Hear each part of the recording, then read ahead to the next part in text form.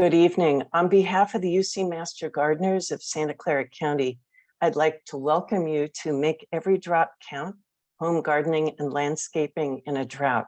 My name is Sharon Erickson. I'm a Master Gardener volunteer here in Santa Clara County, and I'll be the moderator for tonight's session. The University of California Master Gardener program, for those of you who aren't familiar with us, extends research-based information about home horticulture and pest management to the public. Tonight's program is being co-sponsored by the Palo Alto Library, and we're grateful for their support. And now I'd like to introduce Laura Monczynski. Laura's been a UC Master Gardener since 2001. She's also certified as a master composter and a green gardener. She's been teaching gardening classes throughout Santa Clara County for over 20 years in both English and Spanish. Her entire backyard is organic and edible, with about 20 fruit trees, a 400 square foot south-facing vegetable garden, and more vegetables and herbs tucked into pots wherever she can find the sun and space. Laura, can you take it away, please? Thank you, Sharon. And you had mentioned posting questions in chat and doing those at the end, but I will be stopping at various places for questions on the topic we're on.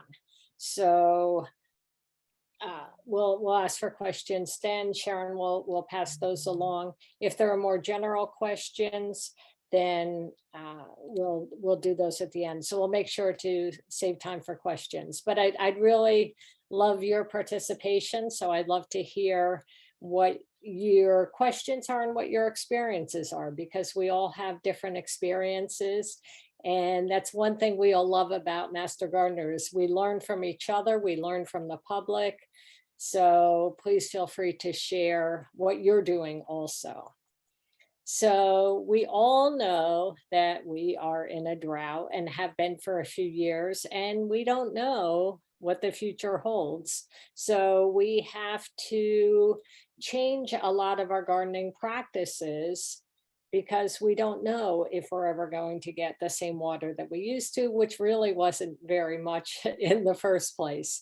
So I don't know if there's anybody outside Santa Clara County. You can put in the chat, and Sharon will let me know if there's somebody outside Santa Clara County. But we're focusing on Santa Clara County, on the climate here, on the soils here. Most of what we're talking about is relevant to anybody who's looking to save water, but there are a couple of things that are specific to our climate and our soil. So you'll be able to figure out what you're talking about. So today we're going to talk about what to do in your garden, starting with site evaluation, what you have, because that's not something that can be changed very much, but there are some modifications you can work with to accentuate what you have to get the most out of your water. What are the appropriate plants for your garden? How to figure out what they are for this climate. Maintaining your garden in such a way that you're making the best use of what water is available. And some irrigation methods, how and when to irrigate, different methods, and some troubleshooting, some things that might be going on that aren't getting you the best use of the water. And then for your garden, we'll talk about some of the incentive programs in Santa Clara County and some other ways you can get water from elsewhere to water your plants. So first of all, our climate. So we have this Mediterranean climate here, and it's similar to what's in the Mediterranean basin. There are just a few places in the world that have this climate that's characterized by cool, wet winters and warm, dry summers. So that means that plants that grow well in Mediterranean climates will probably grow well here. Ideally, our California native plants, because they've evolved with the same soil, the same butterflies, the same pollinators, but Mediterranean is a pretty good place to choose your plants. following what grows well in these other regions. So some of the things that we have that don't need a lot of water are olive trees, pomegranates. Those are things that tend to live long, don't have a lot of diseases, can do well with little water once they're established. So that's one reason you see a lot of those plants around. And then within our gardens, we have microclimates. So we have this overall warm, dry summer, but there are going to be different parts of the county that are a little bit different. In Palo Alto, where Sharon is, it is quite a bit cooler. I'm in South San Jose, so it's warmer here. You go down to South County, Morgan Hill and Gilroy, it tends to be warmer and drier in the summer, but it can be a little cooler in the winter too. So a little bit more extreme than we're used to dealing with. So even throughout the county, even within this Mediterranean climate, there are differences. Some areas are a little bit windier than others. Some have a different topography, which influences the water running down and what kind of water you get and what kind of soil you have also in these different parts of the county. But even within your own yard, you're going to have different climates. And so when you are planting, it's really important to realize the different conditions in different parts of your yard.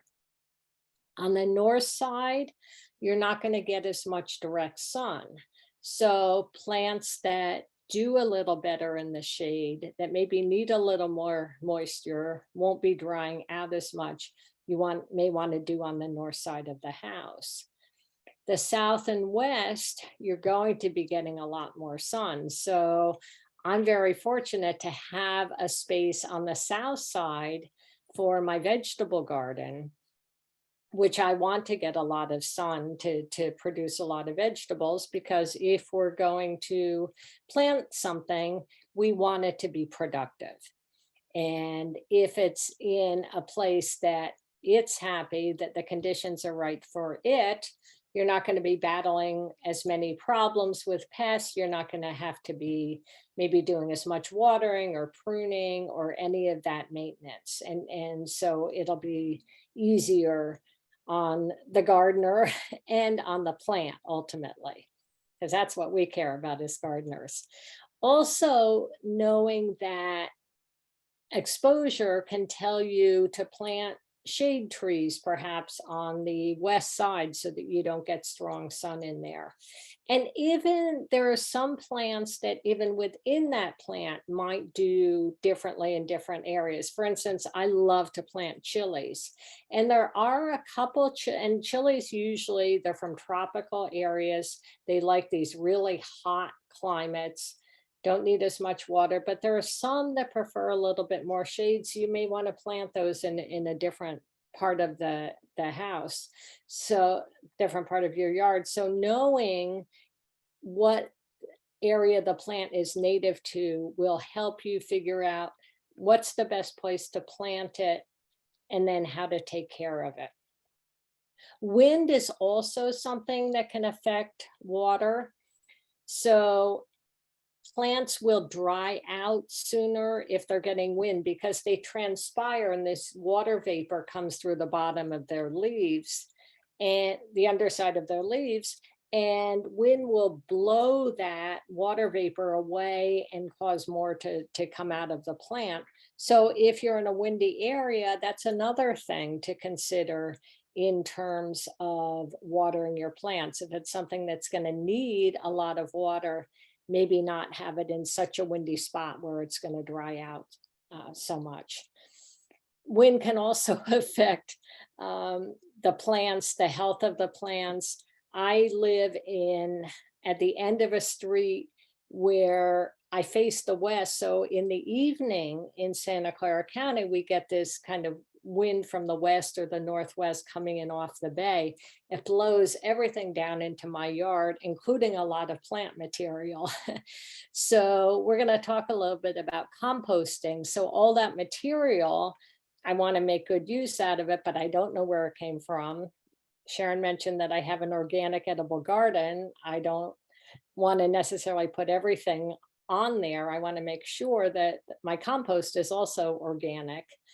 And so everything that blows down in my yard, I have a separate compost bin in the front so that I can make compost to put on the ornamentals in front to help hold that moisture in. So it all starts with the soil. So that's the foundation of everything. So here in Santa Clara County, Sharon, did anybody mention that they're from outside of Santa Clara County? No, nobody did. Okay. Okay, so I'll just assume we're all in Santa Clara County. So we tend to have this clay soil.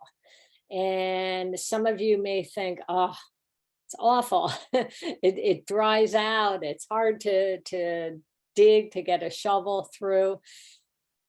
Those things may be true when you first acquire a piece of land, but the clay soil is actually a wonderful soil to start with, especially for water retention that we're looking at.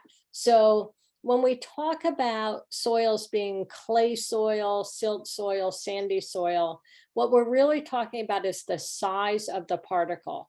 It's made of the exact same thing. It refers to the mineral content. So you'll see in this picture on the left, soil is actually only half solid. We think when we're standing on the ground, it's totally solid, but a good soil is actually half pore space for air and water. And you want that about half filled with water. You don't want it waterlogged where the soil life drowns, and you don't want it dry where the soil life dries out and the roots. So you want that about half and half, but the other half is mostly mineral content. Some organic matter. We would ideally like about 5% organic matter. If you have a patch of soil that hasn't really been worked out, it might be about 2% organic matter. So the organic matter really helps that soil life that helps keep your plant healthy. So that mineral portion, which is about 45%, that's what the part we're talking about when we talk about clay, silt, and sand. So it's the size of the particles. So a sand particle is really large. So you think of the beach, you can see those individual particles of sand. What you can also see with the beach, when the waves come in and then go back out, the sand is wet, but very quickly it dries out. So with those big particle sizes and the big spaces in between, the water drains down really quickly and it's not as available to your plants. So if you live closer to the coast, you might have some sandy soil. So there are things you can do. We'll talk about adding compost to help hold on to it. But we're kind of on the other side of that. We tend to have this clay soil, which means those mineral particles are really small. They're actually microscopic. You can't see them. So if a clay soil particle were the size of a penny, sand might be the size of a barrel. They're really very different in size. But because of that small size and the small pore spaces in between, though there's more surface area per particle. So there's a lot for water and nutrients to hold on to. So clay soil is really wonderful that way, really nutrient rich, and it holds on to water longer. So that makes a difference, not only in you're able to keep the soil and water in there longer, but how to water. So you want to do that slowly so it doesn't run off. Talk about the clay that's not amended, that's really hard. You've probably seen if you water it too much, it runs right off, or the first rain of the season, it runs right off. It doesn't have time to soak in. With those pore spaces, it takes longer to soak in. So we had in a class that Janet, who's on this call, and I taught to green gardeners, professional landscapers. We did this experiment in class to show how water goes through the different types of soil. So we had some clay soil on one side, we had sandy soil on the other, and then kind of an in-between silt, kind of medium-sized particles. And we had 3 different students hold a bottle of water and pour the same amount of water at the same rate to see what happened. And so you'll notice on the right, the sandy soil, just like when the waves come up on the beach, the water goes right through and carries the nutrients. But the clay soil, you'll notice how much of it is still sitting on top. It's taken a really long time to go through. And these were actually weekly classes, and by the next week, it had not gone all the way through. So you can see how you would water these 2 soils differently. Sandy soil, since it loses the water down below so quickly, you want to add something that will help it hold on. So that would be compost. That's really the ideal thing to add. And we'll talk a little bit about how to get it or how to make it. With a clay soil, so this is flat, and you can see that water is just sitting right on top. But lots of times when we're watering, there's a little bit of an inclination, so that water is going to run off. You don't want to waste water. This is such a valuable resource. We're talking about how to make every drop count. Letting it run down the street is not really making every drop count. So we want to water slowly to give it time to soak in, and not all at once. So what we teach people is, when you're watering, sort of do a test and see how long it is before the water starts running off, and don't water any longer than that. For instance, if after 5 minutes, the water starts to run off, that's wasted water. But you want to water for more than 5 minutes because you want to get it down to where the roots are, because that's where the plant is going to take it up. So what we recommend people do is water for 5 minutes. If you want to do, for instance, 15 minutes, water for 5 minutes, wait an hour, water 5 minutes more, wait an hour, water 5 minutes. So that way you've given it time to get down to the roots without running off. So knowing your soil is really, really important for knowing how to water to get the best use out of that water. Now, also with the clay taking longer to get through and holding on to that water with those small particle sizes, it means you don't water as frequently. So it may take a while to get down in, but it holds on to it and it stays in there a while. So you don't water as frequently with clay soil. So our clay soil, we would water for a shorter period at once, maybe break it up so that it gives time to penetrate, and then wait a while before watering it again. So if we're watering, for instance, fruit trees that have been in there a while, and we're watering down slowly to get down about 2 feet, which is where most of the feeder roots are, and it takes time to get in there, but it also takes a while to dry out. So you might only do that once a month. Whereas if you're watering your vegetables, where it's a smaller root zone, so you're not watering it as much, you may water once or twice a week once they're established. It depends on a whole lot of things. It depends on the temperature, it depends on the humidity, it depends on the soil, but you want to kind of know what's going on at the root zone to know how to water. So compost.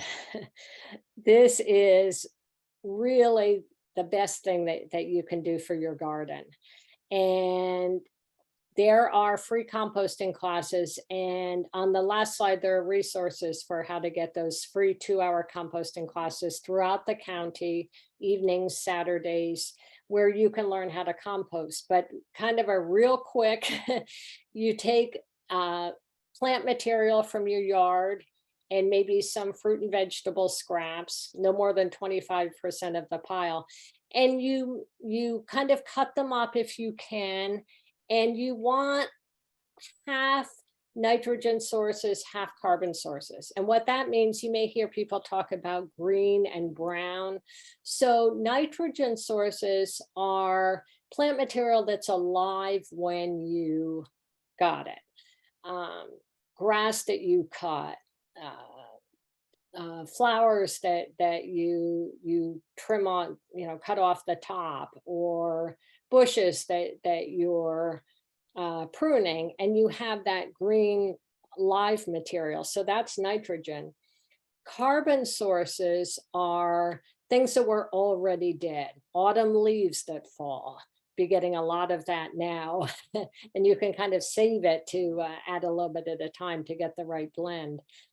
Wood chips, the branches, the trunks in there can be big and take a long time to break up, but chop them up kind of fine. So by volume, you have about half and half nitrogen and carbon.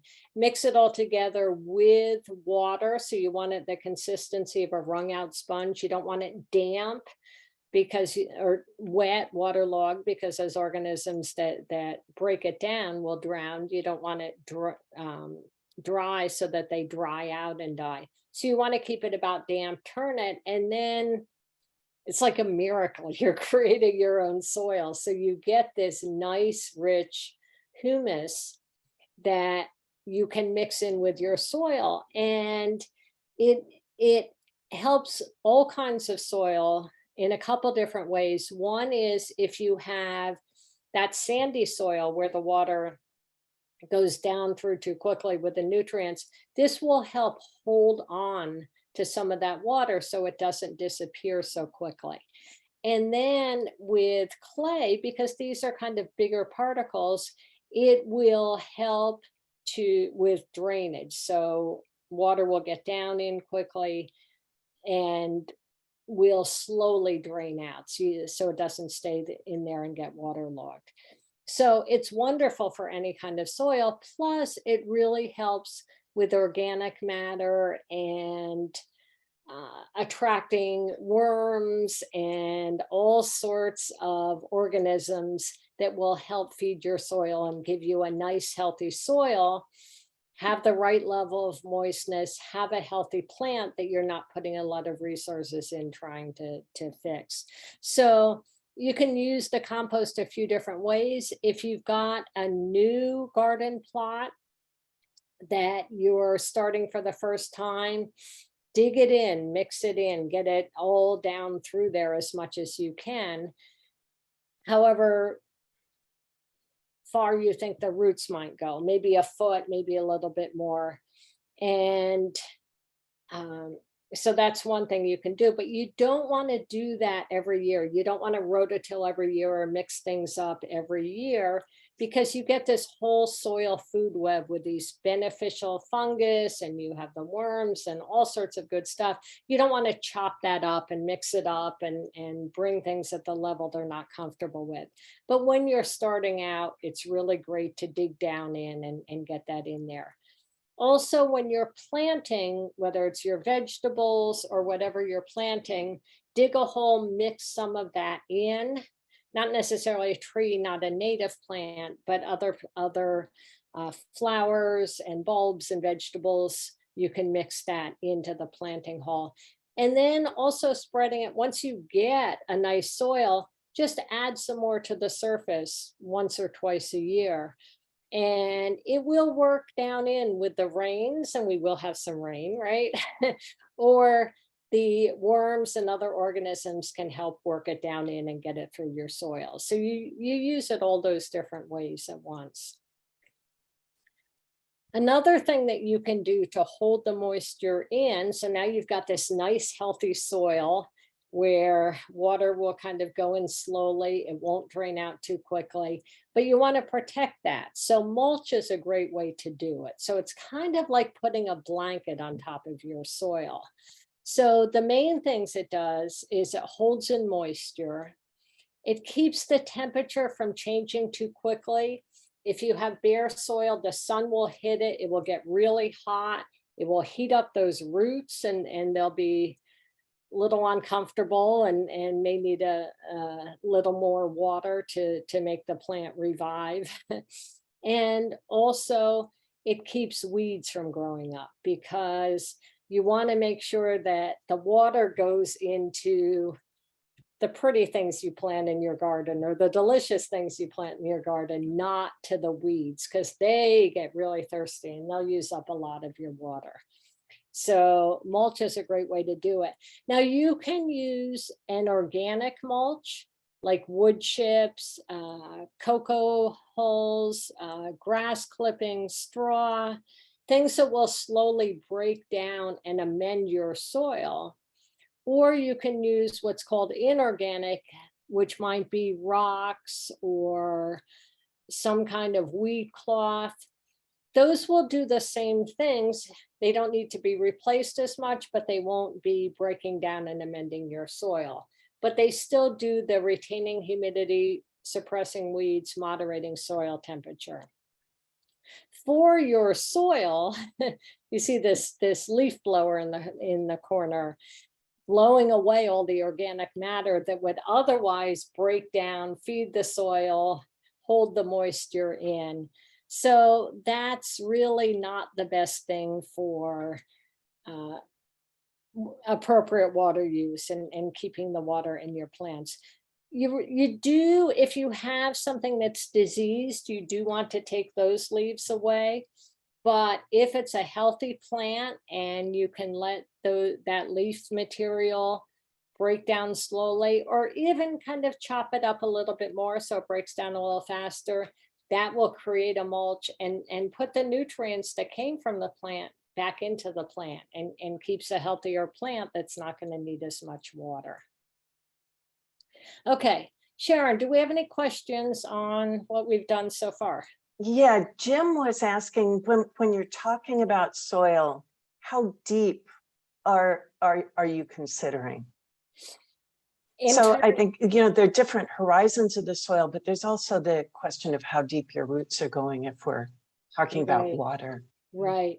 Yeah. So when Sharon was talking about the horizons, you have kind of the topsoil, the organic soil on the top, and then you have an A layer, a B layer, and then C is kind of the bedrock. So as you go down, it gets harder. There's less oxygen. There are different organisms that live down there, which is why you don't want to mix it. But the depth to which you want to dig and amend initially, except for California natives, because they evolved in these soils, so they don't do as well with amendments. So you can find out how deep the roots go on the plants that you're planting. And there you can find out online. There's a book called by John Jeavons called How to Grow More Vegetables Than You Ever Imagined in Less Space Than You Thought, or something like that. John Jeavons, Jeavons. And there's a really nice chart in there with all different plants with how deep the roots go. So if you're planting ground cover, like grass or clover or some other ground cover, might only go down 6 or 8 inches. So you don't want to water as deep. So you might water with a clay soil. If you're not going as deep, you want to do it a little more frequently, maybe twice a week, because that will not take as long to dry out. If you're doing bushes, they might go down a foot or so, foot and a half. So you want to water a little more slowly, a little more time to get it down in there. And trees, most of the feeder roots are in the top 2 feet.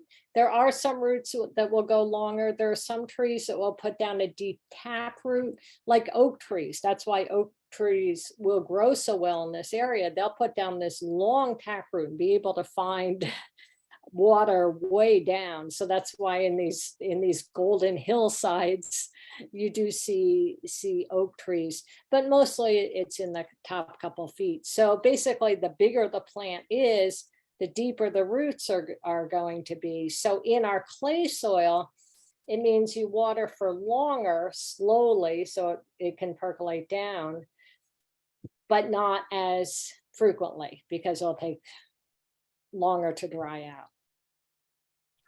That's it for now. Okay, wonderful. Thank you.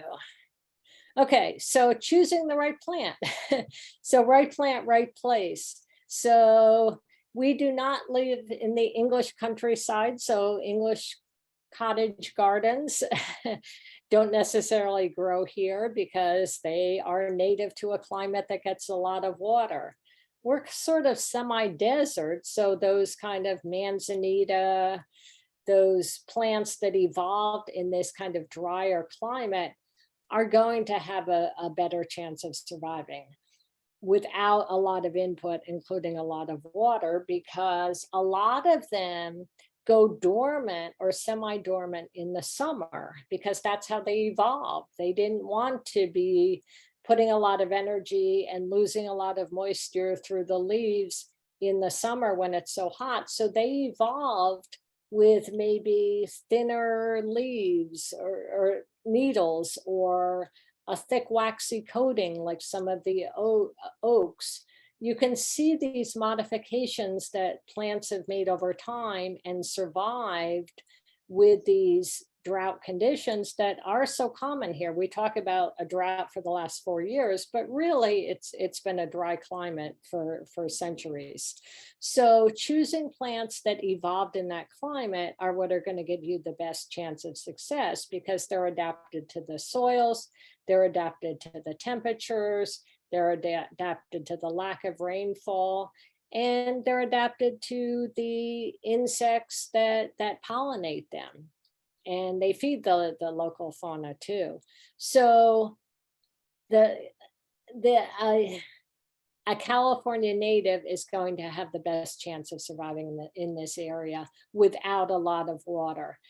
The next best would be the Californian or the Mediterranean plants because it's a similar climate, not necessarily the same fauna, not necessarily the same soil, but a similar climate, so they'll probably do okay. And then if we're planting for eating, we're not necessarily going to be able to get things that just grow in this area. I mean, I have cactus in my yard, that's a native edible, but a lot of things aren't. So we have to do a little bit of input. So you really have to know what's important to you and then choose the best out of that. So when you're choosing what plant to put, the most important things are the function of the landscape and the conditions of the site. So the function of the landscape is, do you want privacy? Do you want shade? In my case, do I want something to eat? And so that's the function of the landscape. So I'm going to limit my choice to what's edible. Other people may limit their choices to what's tall or certain colors they want. And conditions of the site is equally important because you can't change very much about that. It's still going to be warm and dry in the summer, no matter what you do. You're still going to have clay soil as the foundation, although we've talked about ways you can amend it. If it's windy, it's going to be windy. You might be able to plant a windbreak, but these are the two things that are the most important in choosing. The width and height are important to get the right spacing. So width always matters. Height sometimes does because lots of times things can go to the sky and you don't have to worry about height unless you're under eaves or under a tree or something like that. So these are important to consider because you want to know when you plant something what the eventual size of the plant will be. If there's not enough space for that plant or there's a lot of competition with roots for water and nutrients, you're going to have trouble with that plant and you're not getting the best use of your water if you've got plants close to each other that are competing for the same limited water. So choosing the right size and then aesthetics. that's really the last thing you would choose. It matters, of course. We want our garden to look nice, but some people will go to the nursery and say, "Oh, that's pretty," and buy it and not have any idea if it will survive here, if it will have the conditions it wants. So it's really important to know the conditions that that plant does well. So maybe you want roses in your garden, but maybe tea roses would use less water, or there may be a similar type of plant, maybe it's the same color, similar, that needs less water that might do well here. So you can kind of play with that a little bit. You can make some compromises there.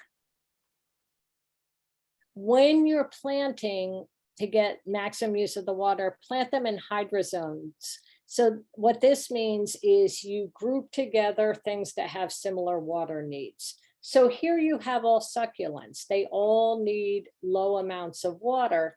So you can water this area on one circuit and they'll kind of all get the right amount of water. Whereas if you stick something like a fern in there that needs a lot of water and a lot of shade, if you give the right amount of water for the succulents, the fern is going to die. If you give the right amount of water for the ferns, the succulents are going to rot because there'll be too much water in the roots. So grouping together similar water needs as much as you can will help you get the best use. And one of the worst circumstances and the most common for effective use of water is planting trees and lawns. Because we had talked about if you've got a lawn and the roots only go down 6 or 8 inches, and so you want to water more frequently, but not as deep. And then you've got a tree that's so well established, it might not need any water, or once during the summer, or maybe once a month during the hot, depending on the size, how well it's established, what kind of plant it is. It's going to have different watering needs. So it may never be healthy because it's only getting shallow water and it never gets water down to where the deep feeder roots are. It's not going to be happy. If you water deep for the tree, that water is wasted for getting up to the lawn. And if you only water once a month. So that's kind of one of the examples we see most, and people like the way it looks. I had been walking around the neighborhood looking for a picture of a lawn for a newsletter, and I had a terrible time finding one that did not have a tree in it. But that's kind of a pretty common example where it's not the best use of your water. And if you have a tree, maybe have a space around it so that the grass isn't right up to the tree, and mulch that area so it's not losing water. But then you can have them on different systems if you have that little bit of separation. So for choosing plants, for ornamental plants, these are a couple really good resources for choosing plants. The Arboretum All-Stars, that's through UC Davis. We Master Gardeners work out of UC Davis, and they tested all these different plants in all different areas of the state, and different Master Gardener programs throughout the state helped. And we do have different microclimates, but they came up with a list of 100 plants that will pretty much do well throughout California with the conditions we have here. So you can find that online. Just look up Arboretum All-Stars or UC Davis Arboretum, and you can download this brochure. And so that can be a good starting place. And there are pictures, they'll describe the conditions of the plant. This book here, Plants and Landscapes for Summer Dry Climates. This is a wonderful book. This is put out by East Bay Mud. So it is local. So a lot of our gardening books are Rodale Press in Pennsylvania. They're kind of from elsewhere, but we really want to focus on gardening in this area. So this is really great because they show the plant, the eventual size of the plant. You can see the color.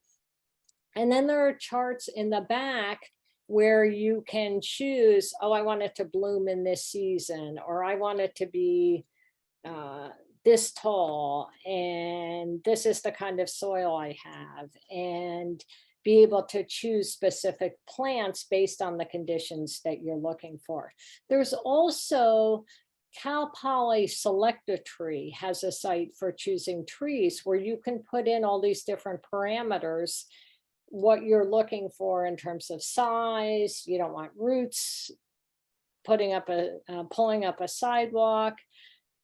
You want a year-round leaves, whatever it is you want. That's another great resource for finding plants. If you already know the plant, you can look it up in the Sunset Garden book, find out water needs, shade needs, to find the best place to put those plants.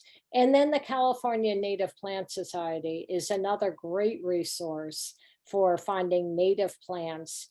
So they have a lot of information on their website. They have regular meetings. They offer their classes online, and they do periodic plant sales also. So you can actually get these plants from them that they started.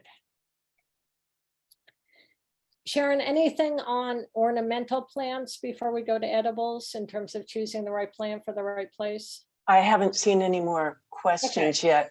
Jim just commented that in addition to the problems of watering a tree in the lawn, it's not good to have your sprinkler running on the tree trunk. So can cause your tree to decline, which is absolutely true. Yeah, if it's constantly hitting the tree, what a lot of people do is that they'll put their sprinklers against the tree and kind of aim out from the tree so that they're not hitting. So that's one way to get around it.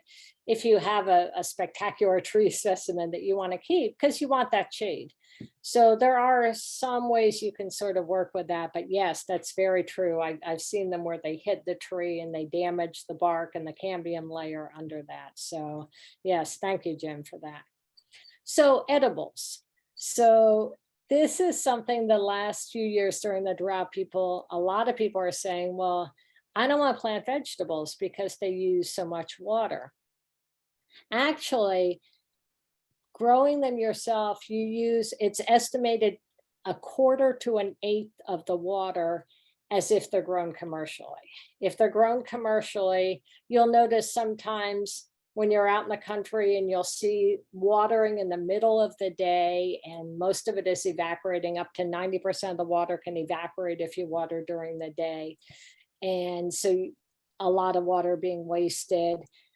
It goes to the supermarket where they mist it every few minutes. You bring it home, since you don't know where it was, you wash it thoroughly. Whereas if you're growing it yourself, you can make sure you're watering it correctly. You're watering only to the roots. You're watering early in the morning. You're not doing overhead watering where it's escaping. If it's grown in your yard and you know the conditions, you might just give it a quick rinse before you use it. So you actually use a lot of water, a lot less water if you grow it yourself. However, the water is on your bill.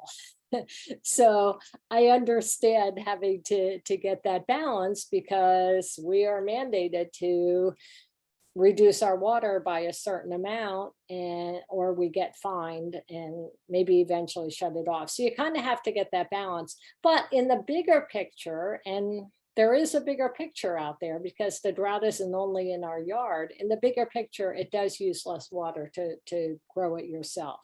So that's how I prioritize my water use. And I may take shorter showers and save water other places. But to me, growing those edibles is important. So if you're doing it, you want to get the best use from the water.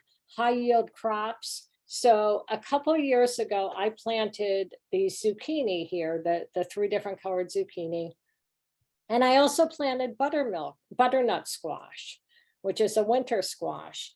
And both in my garden, the zucchini, I was getting a few zucchini every day. So I had lots of zucchini to eat, to make things out of, put in the freezer, have it throughout the year. Got a lot of yield for that.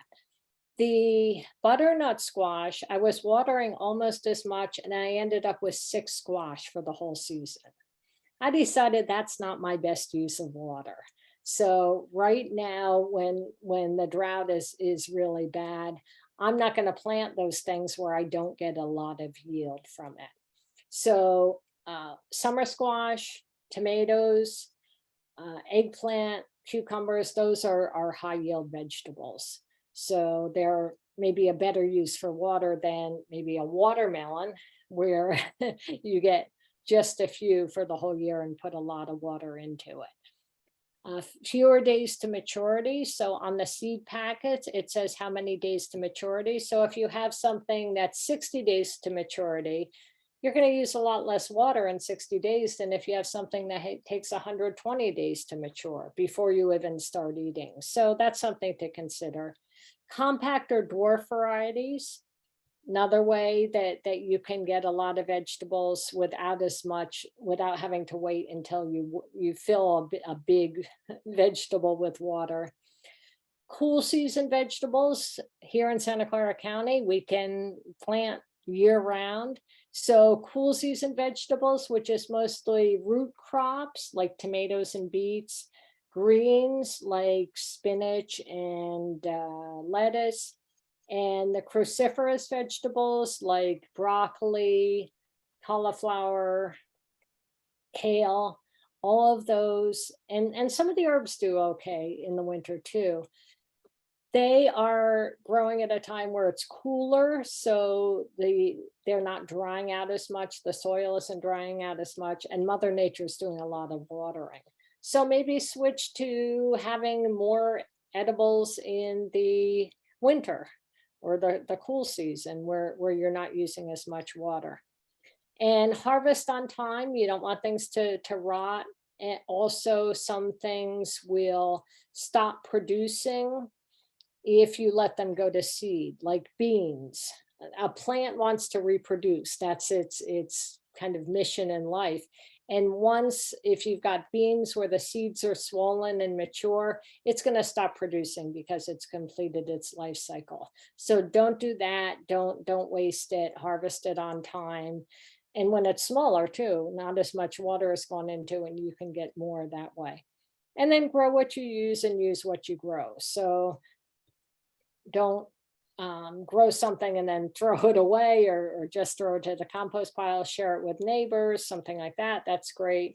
And prioritize what you actually know you're going to eat, because they do use more water than some other things. But if you're getting good organic food out of them, and that's your priority, that's what I choose. So growing in containers, this is another way to do it. The advantage is you're not watering a whole big garden area. The disadvantage is that the soil is going to dry out sooner because you have this small space in which you have the roots. So some things that you can do if you're planting in containers to reduce water loss and get the best use is use less porous materials. The plastic is you're not going to be losing water through the side, whereas something like this ceramic that's not glazed, you can see how it's more porous. You're going to lose water not just from the top but from the sides. Or wood. I have some small citrus trees in wine barrels, so that's really porous. The wood will absorb some of it too. So I'm kind of changing that and starting to put those in the ground. And then the right size. You don't want a small plant in a big container where that water just kind of sits there and isn't enough to be absorbed. And a lighter color, you know how dark colors pull in the sun, light colors reflect. So all of those things can, if you choose the best containers for water retention, not losing it, that's an advantage too. So a lot of people do container gardening because that's all they have space for, or they want to be more mobile. There are a lot of reasons to do container gardens, but the container you choose can make a difference in your water use. Okay. Prioritizing plants. How do you choose? You have a limited amount of water to go around. And this can be difficult, but this is what the University of California recommends in terms of prioritizing. Trees are important. Trees give us shade, they keep things cooler, they sequester carbon, all of these things that are considered factors in the drought by scientists. Trees are a really good thing. They're also a long-term investment. They provide the shade and they're expensive to replace, but you may have a tree that's been there for 20, 30, 50 more years.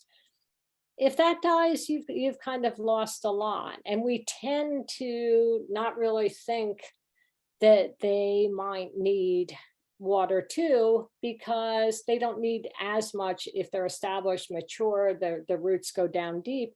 But at some point, even that water down deep gets lost. We're kind of pumping a little bit more water out. There's a little bit less in the table. We've got a little subsidence there. So don't forget your trees, and remember, water them slowly, less frequently, get the water down there. So they're not something you're going to be watering every day or every week, because you don't want the water to right near the surface and the roots near the surface. You want them deep, but there are a lot of good reasons. Plus, if you get a tree that's unhealthy, not only can you lose the tree, but you can have branches falling. That can be dangerous.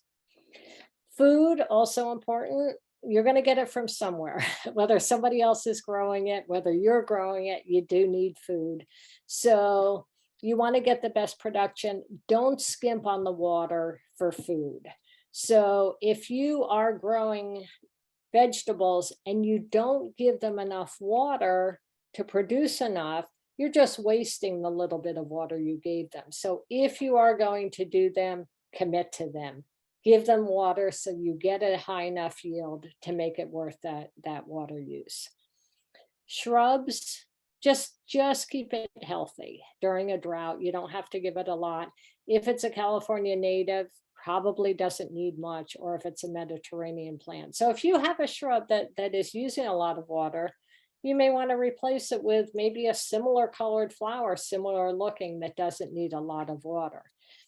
But when you are putting plants in, even if a plant is drought resistant, keep in mind it's drought resistant once it's established. It usually needs about a year or so to get a good root system down where it can get a lot of water. So it's not drought resistant the day you put it in. So you can't put it in and not water it. It usually takes about a year to kind of get it up to speed. And flowering plants. So that's a lot of reason people garden is for the beauty of gardening. So choosing something perennial that will come up year after year or be there all the time is a better investment than when you go to the nursery, get some 6-packs, bring them home, put them in, they last them maybe a month, go get more. You're using a lot of water to establish plants that are only going to be there for a short time. And then, as much as people like lawns, they really are the bottom priority in a drought, because they add aesthetics, but they don't really do a whole lot more for our yards, for our environment. They do, when you're standing next to a lawn, it's cooler because you have the transpiration from the plants, so there's a little bit of cooling, but there are other ground covers that you can use for cooling that don't use as much water. And so there are a lot of different ground covers. We offer classes on lose the lawn and lawn replacements, and I recommend you look on our website for that to get some better ideas for what you can put in that's not going to be as thirsty, but will still give you an area to play on, or a green area, or whatever it is that you like aesthetically about a lawn. So there are places, some communities that are starting to not just reduce the number of days you can water a lawn, but some are actually not allowing lawns, especially commercial.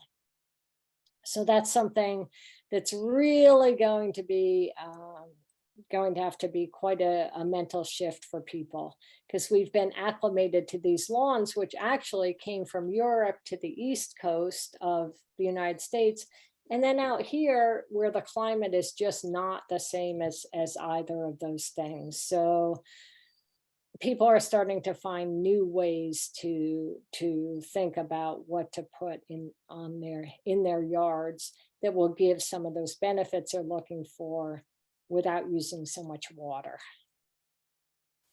Pruning is another maintenance technique that will reduce water needs. So the bigger a tree is, the more it's going to need water, but also the more shade it's going to produce. So it depends on what kind of tree you have.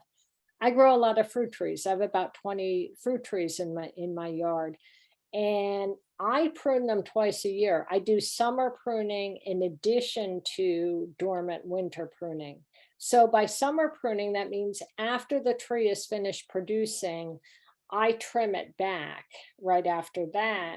And that way I'm not getting a lot of new growth, a lot of need. And I want to keep my trees so that I can pick them. So I keep my trees at about 6 feet so that I can reach the fruit. I don't want to be up on orchard ladders. So it has a benefit of keeping my fruit within reach. I can fit more fruit trees in my yard.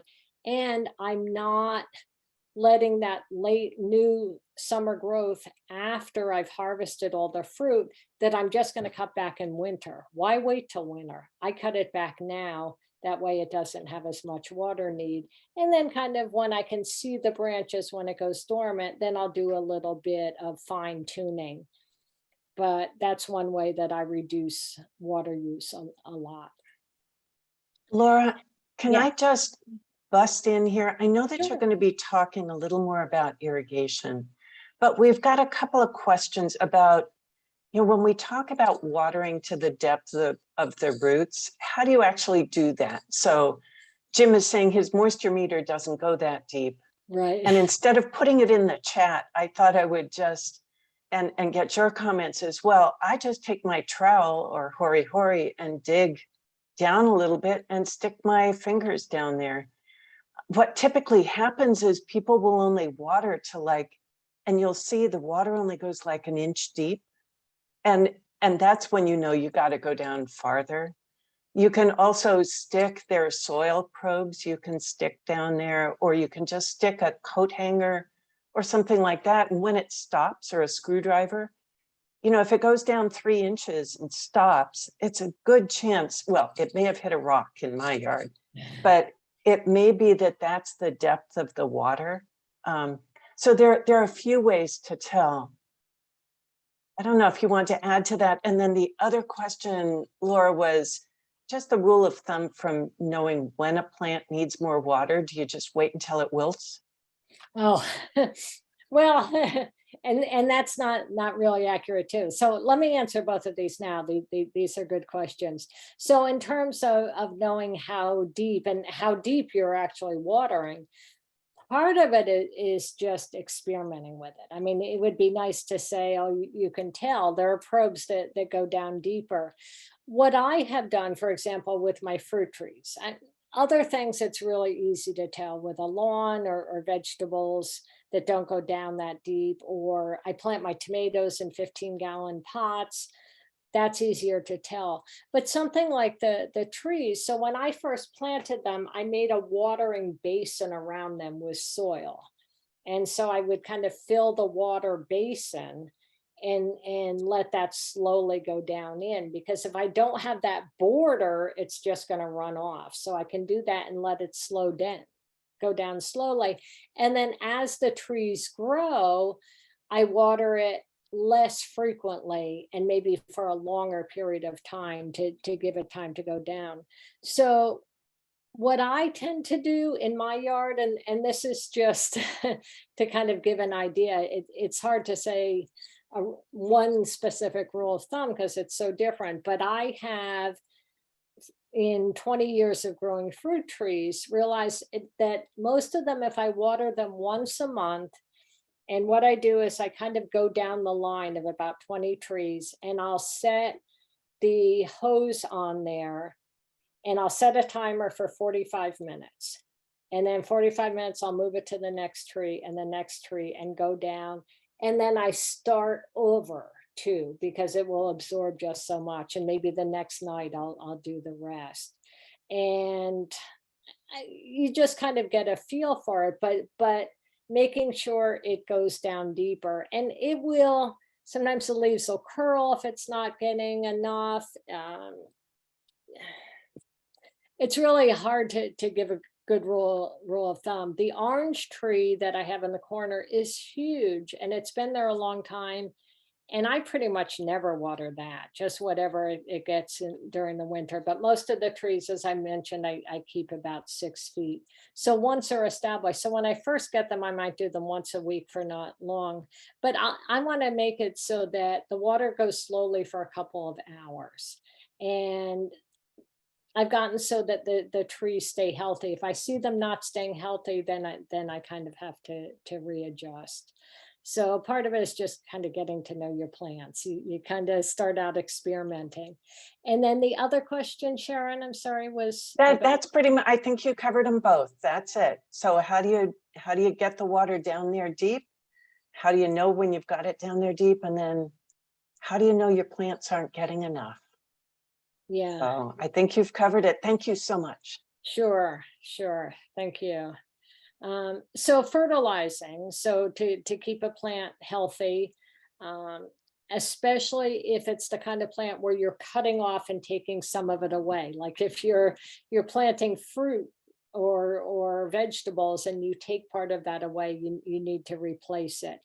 And so there are these 3 numbers that are on all fertilizer containers. The nitrogen is for the green growth. The phosphorus is mostly for fruits and flowers and also root development. And then the potassium is kind of overall strength. So if you're doing something that's mostly green, you want a higher nitrogen level. If you're doing a lot of fruits and flowers, you want that higher middle number. So most fertilizers will say what they have on there. And what it's best for. Tomato fertilizer, rose fertilizer, orange tree fertilizer, citrus. So it will kind of give you an idea. But if you put too much, especially too much nitrogen, and you get a lot of growth, you get a lot of more insects because you have this tender young growth. So you may get more aphids that are sucking the sap out of your tree, and it's going to suffer. And you're going to need more water if you've got all this growth. So just don't over fertilize. Do enough to keep your plant healthy, but not so much that you get more growth than you need, growth that you're going to have to give more water, or growth that's going to get chewed off because it's so tender from too much fertilizer.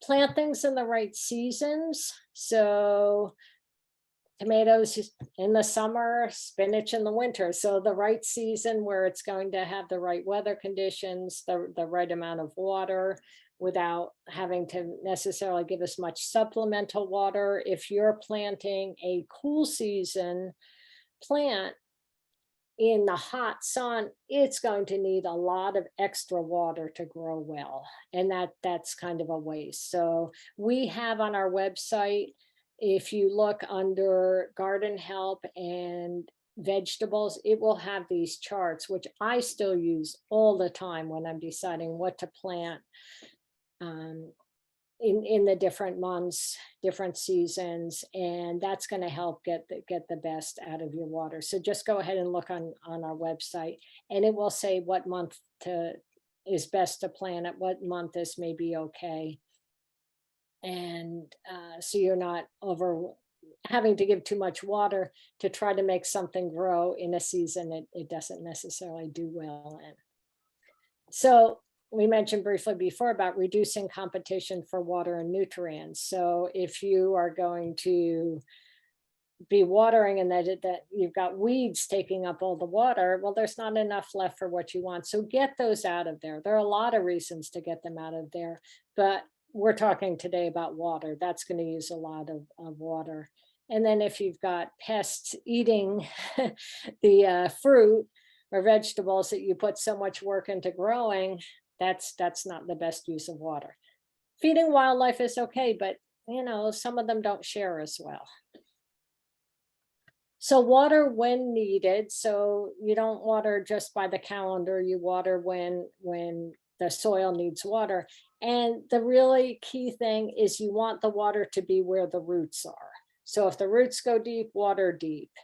Um, and so there are these different moisture meters that will go down to where the root zone is. So you don't go by what's at the surface, because that can really fool you. You might look at the surface and, oh, it's really wet. But if you just watered a little bit and it only went down a little bit, and you've got like half an inch down of water, looks wet on the surface, but it's dry where the roots are, that doesn't do any good. Also, sometimes the surface can dry out when the sun hits it, especially if you don't have a lot of mulch. And you may think, wow, that looks really dry, I'm going to water it. But if you go down a couple inches, it's really wet, and then it can get waterlogged and kill the plant. So you want to get down, whether it's through the finger, the hori-hori knife. There are very inexpensive water meters that you can get at the store that will have dry, moist, wet. You can get a tensiometer that measures more accurately for $100. You can get some for $7. But it's really, really important to know what's going on at the root zone and get the water there, not wasted below it, not just sitting on the surface. So what you're doing when you're watering is you're replacing the water lost to evapotranspiration. So evapotranspiration is a combination of evaporation, where with the sun and the dryness, the water evaporates from the soil or the tops of the leaves, or transpiration, which is the loss of water in vapor form through the bottom lower surface of the leaf. And there are pores on the bottom of the leaves, and they're called stomata. And they have guard cells on the side, and they open up to release water or close up when it's really, really warm. So that was something, Sharon, with the other question about wilting. So sometimes when plants don't have enough water, they will wilt. But there are some plants that will trick you. For instance, some of the squash, they have these larger stomata, and because they're larger leaves. And if it gets really hot during the day, those guard cells will close up, and they'll close the stomata so that the water doesn't escape through there. So they're holding on to it during the hottest part of the day. So since they're so big, when they're closed up, it looks like the leaf is wilted. So a lot of people will see that and they'll start to water.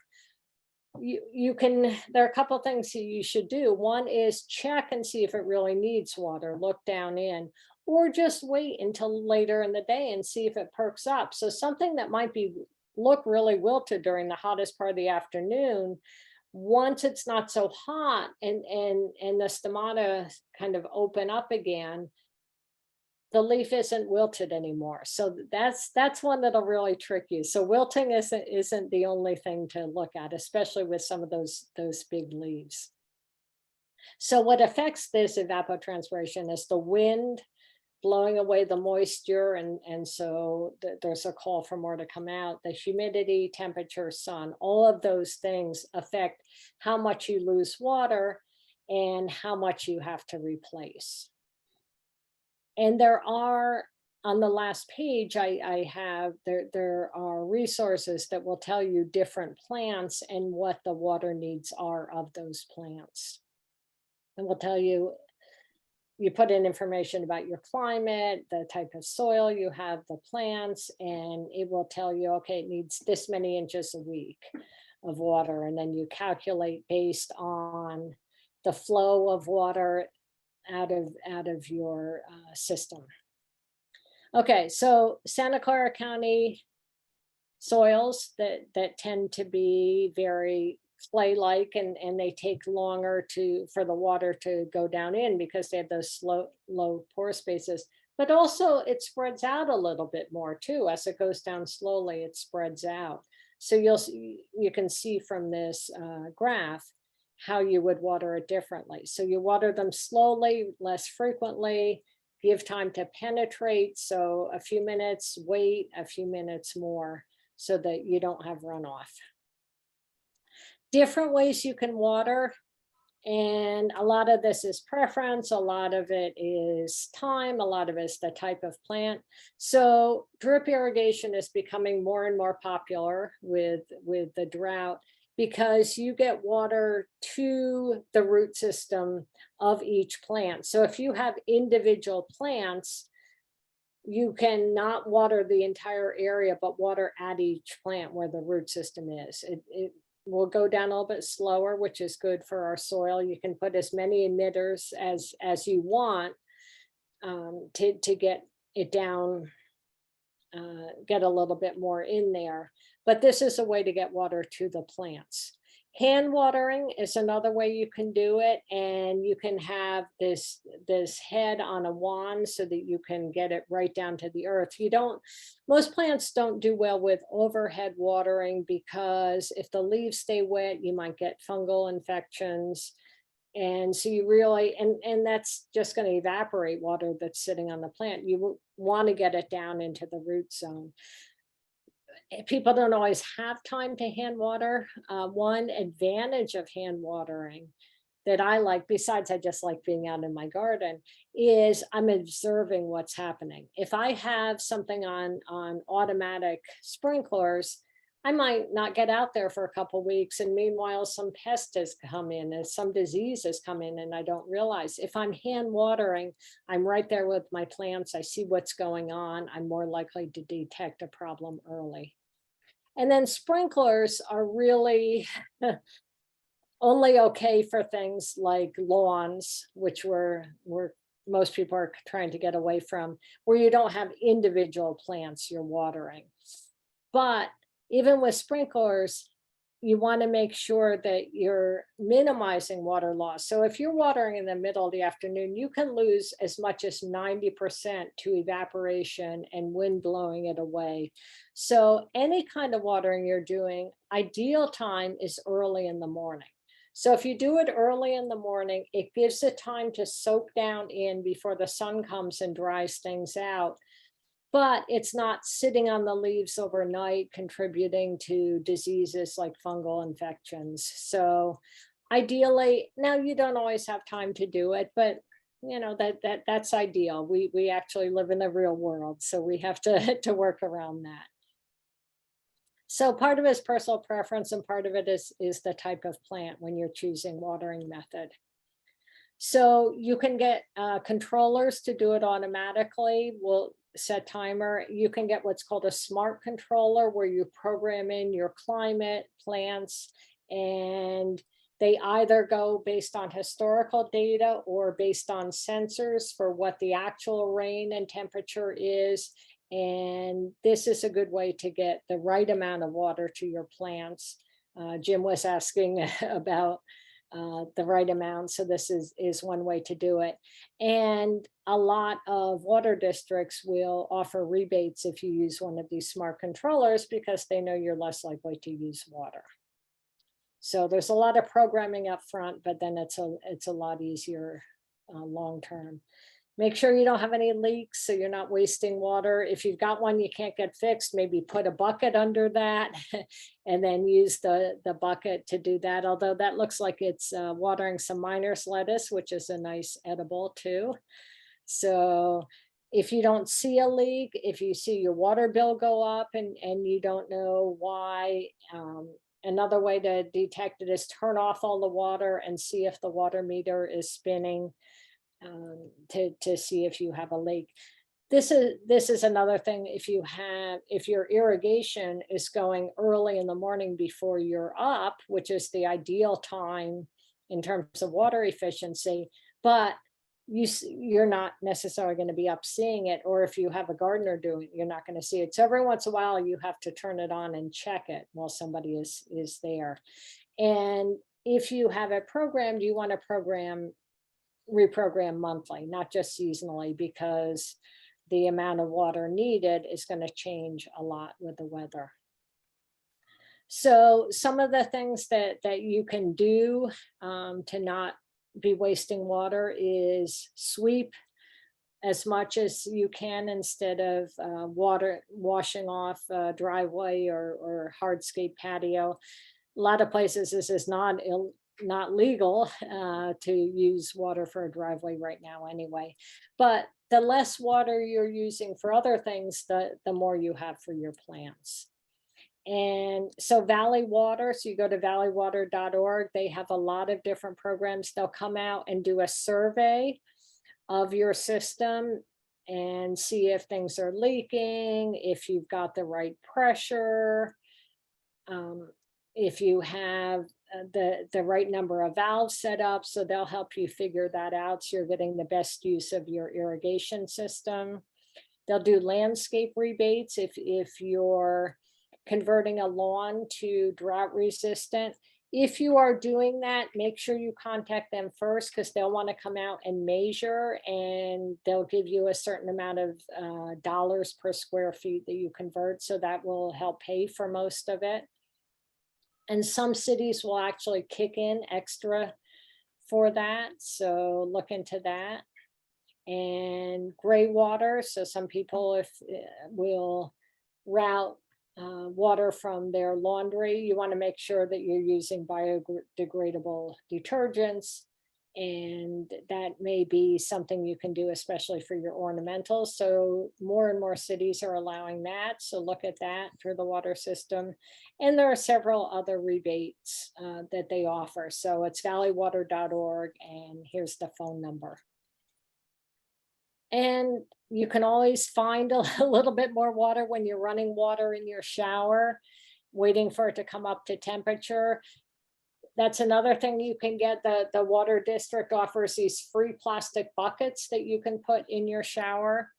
Some people capture rainwater. If you're boiling vegetables or using water in your vegetables or pasta, go ahead and dump that in your garden. Try to use less water when you're doing that, but that's another way that you can make sure that you've got enough water for your garden. Use a little bit else other places.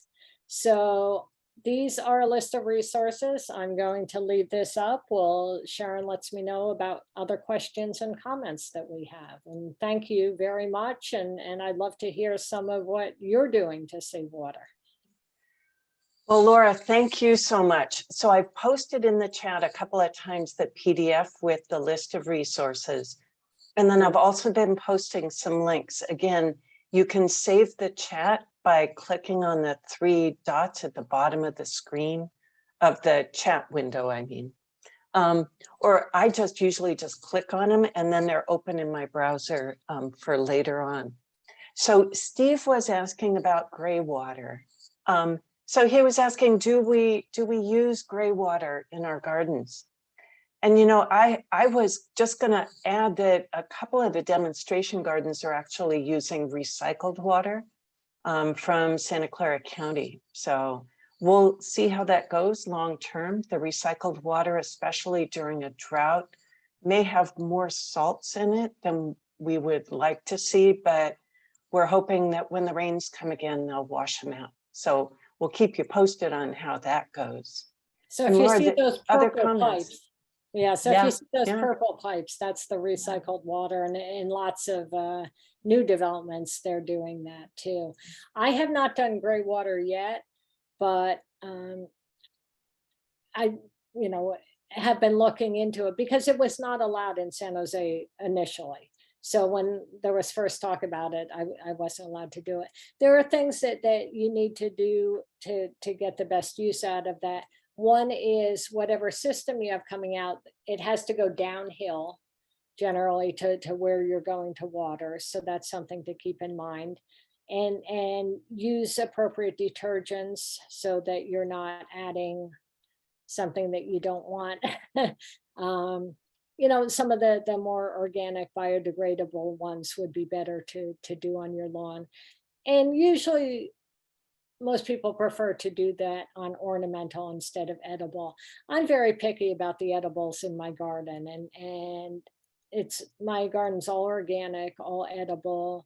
I'm picky about what I put into my compost. I'm I'm not sold on using gray water on my edibles or using recycled water on my edibles. But there are more experiments going on. The university and I think at Guadalupe Gardens, we've been doing recycled water on the vegetables and experimenting with that. So we're still learning about that. Right. And keep in mind, when you invest in some of these plumbing systems, a friend of mine got very low water use washing machine.